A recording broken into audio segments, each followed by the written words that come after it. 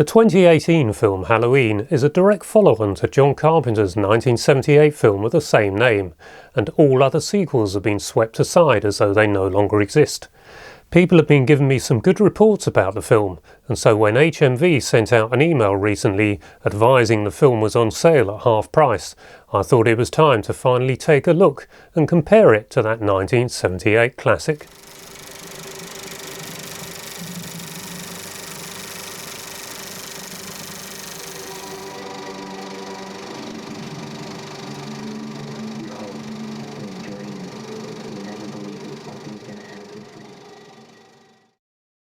Whatever anyone thinks of the 2018 film Halloween, directed by David Gordon Green, it was a huge success. It had an estimated budget of $10 million and a worldwide gross of $256 million.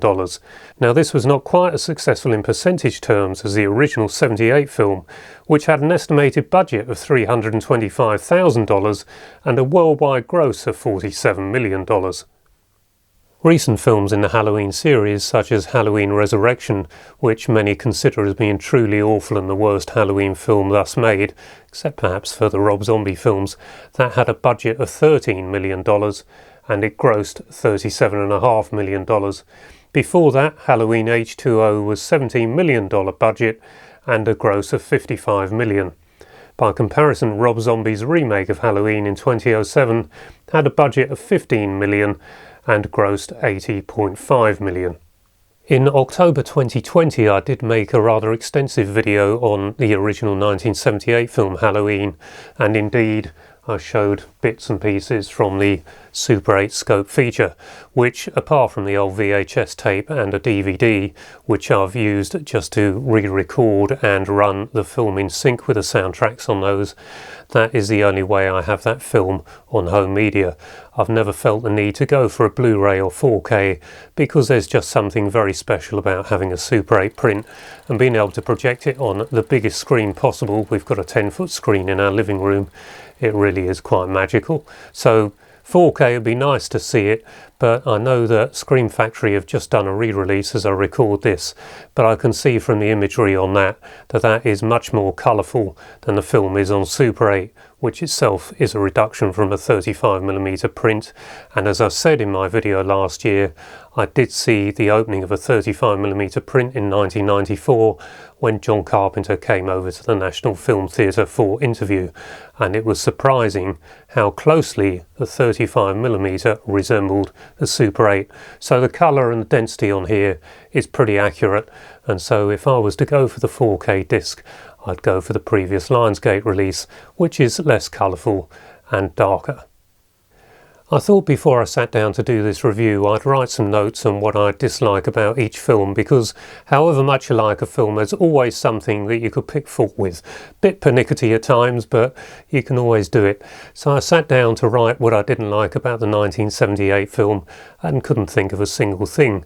Now, I'd only watched the 2018 film once, and I thought I could sum up my opinion of that film in one word, and that was terrible, which I don't think is fair, so I thought I'd prefer it if I watched it a second time. Indeed I did. Second time I sat down and I wrote down every similarity between that film and the 1978 film, where they'd essentially had cues going back to the original for the fans to pick out. And as I know the original film off by heart, I could probably rewrite the script. I sat there and wrote down every single similarity and what I didn't like about the film. Unfortunately, it was such a long list on what I didn't like about the film, it wouldn't really be fair to go through it. But basically, the main characters, I just don't like any of them. And apart from Laurie Strode, played by Jamie Lee Curtis again, I just wanted them all to be killed by Michael Myers, which is not really a good setting for a film when you're supposed to be rooting for the protagonist. But there you go, that was my impression. But I thought what we do is we compare the two films by going through some of the similarities. Now, the 2018 film starts off at Smith's Grove Sanitarium. A couple of journalists go to interview Michael Myers. Good luck with getting some words out of him. Whereas the original film starts off with Michael Myers murdering his sister, as it has to. But then after that we have Dr. Sam Loomis, played by Donald Pleasance, going to Smith's Grove Sanitarium with a nurse to pick up Michael Myers. So definite similarities then. And of course the opening titles. Now they're about 5-10 minutes into the 2018 film, but they're done in the same style as the original film in 1978, and that is very nice to see. One of my strong memories of the 1978 film is the three teenagers, Laurie, Annie and Linda, walking through the streets of their hometown of Haddonfield, and that is replicated with three new teenagers in the 2018 film. The difference is, in the 78 film, I really liked the characters. In the new one, I didn't care for them at all, and I thought, right, come on Michael, get in there, finish them off. Linda in the 78 film is played by PJ Soles, and she actually has a bit part in this new film. I don't believe you actually see her, you do hear her. She apparently is playing the teacher in Laurie's granddaughter's school, and the granddaughter's name is Alison, and they've replicated the look of that original school, and Alison goes to sit in the same seat or the same desk as Laurie, Jamie Lee Curtis, sat in the 1978 film, and the teacher is talking about fate in the same boring way the teacher in 78 was going on about fate in that film. Laurie looks out the window in the 78 film and sees Michael Myers looking at her, and Alison looks out the window in the 2018 film and sees Laurie looking at her. In 1978, Dr. Sam Loomis goes to see the grave of Michael Myers' sister, Judith Myers, and indeed that scene is almost repeated entirely in the 2018 film when the two journalists go to see the Judith Myers grave, so another strong reference there to the 1978 film. In this 2018 film, there's one character who really holds it all together for me. He's the glue that holds it together, and that's Will Patton, who plays Officer Hawkins. But he was the best character for me, and there's one scene in particular where he refers to the babysitter murders in 1978, and that was the original title of the film when it was first proposed. I think that was by Mustafa Akkad. So anyway, a good reference back to the 78 film there. Clearly there was no Officer Hawkins or Will Patton in the 1978 film, but it's quite clever really that there's dialogue in this that sort of places him there after that film finishes, when Michael Myers is finally apprehended and arrested. And so there's a relationship between Laurie and the officer, even though we never saw it in the 78 film, and I like that. It bonded them together, even though they were never together previously. Michael Myers is back on the streets of Haddonfield, only this time it is a lot busier with children out trick-or-treating, and I thought one of the strengths of the 78 film, it was all very slow and quiet, and you actually felt very claustrophobic even though it was quite spread out. In the 2018 film it all feels very spread out, very loud, and doesn't have that intimate feel to it. But there's one interesting scene early on when Michael Myers is out on the street with the trick-or-treaters. A couple of little boys run along, one of them bumps into Michael Myers, and I think he actually drops a pumpkin which breaks, and that replicates a scene in the original film where the boy comes running out of school and bumps into Michael Myers. Laurie's granddaughter, Alison, her boyfriend Cameron is a drunk. I suppose that relates back to the 78 film where the boyfriends always seem to be hitting the bottle. But anyway, he's a drunk. I don't like him. I want Myers to get him. Now, I won't say who the next victim is, but Myers' next victim is left in a chair under a sheet with two eye holes, just a reference back to the 1978 film when Bob has been dispatched and Michael Myers comes into the bedroom to see Linda, and she's saying, "What's the matter, Bob? Can't I get your ghost?" And it's actually Michael Myers under the sheet.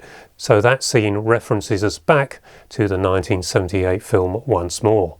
And now that I've mentioned Bob in the 78 film, just after that killing of Bob, Michael Myers does a head tilt, which has become quite famous, and that head tilt is repeated in the 2018 film, just after he dispatches one of the victims in that. Towards the climax of the film, Laurie thinks Myers is hiding inside a louvered wardrobe, just as she had been in the 1978 film, and then shortly after this, Michael Myers throws Laurie off a balcony, and she's lying there poleaxed. He looks away, he looks back, and she's gone. The hunter has become the hunted. Throughout the entire film we have the same or very similar music cues, and I think that works really well. I also like the way the ending of the film is almost a replica of what we saw in Halloween 2, so sorry if that's a bit of a spoiler, but I don't think that was unintentional. I think they were actually having a little homage to Halloween 2, which I think most of us will agree was a very fine sequel to the original film. Final couple of things to mention is that Nick Castle had a cameo as the Shape, Michael Myers, in this film, but in the main, Michael Myers was played by James Jude Courtney. The sound is DTS-X and the sound is best described as subtle. I thought it was very good, not like modern action blockbusters, but if Halloween in '78 had have had this sound facility available, this is probably how they'd have done it. It's not really blasting out at you like most modern films are, and it does work extremely well. The screen ratio is around 2.4 to 1. It's of very good quality. It was shot in 2.8K, but the most important things with shooting anything is the lenses and the cameras used. And in this case, they obviously have very good lenses. It's not going to be the best 4K you've ever seen. It has a 2K digital intermediate master, but that doesn't matter because on our tiny home screens, it's the HDR that makes the difference. And in this regard, this 4K disc is once again far superior to the less colourful Blu-ray disc, which has poorer colour and poorer density. There are around 30 minutes of extras on the disc, and I would recommend strongly that you don't watch the outtakes and deleted scenes, because my impression of these is they are truly awful. Really does rather spoil the film, which in the end, having watched it a second time, I did rather enjoy. But the highlight for me on the extras is when John Carpenter appears, and most notably when he's there in his studio with his son doing the music, which is lovely to see. Now, would I recommend this 2018 film? I love the 1978 film. I think everyone who's been following my channel knows that. It's one of my favourite films. One of the first full-length features, certainly the first scope feature I got on Super 8, and that was around 1990, and it's been very special to have that ever since. Now, there are a few flaws in the 2018 film, and the first flaw is the Laurie character. My first impression was they'd tried to turn her into Ellen Ripley, but the second time I watched the film I thought, no, that's wrong.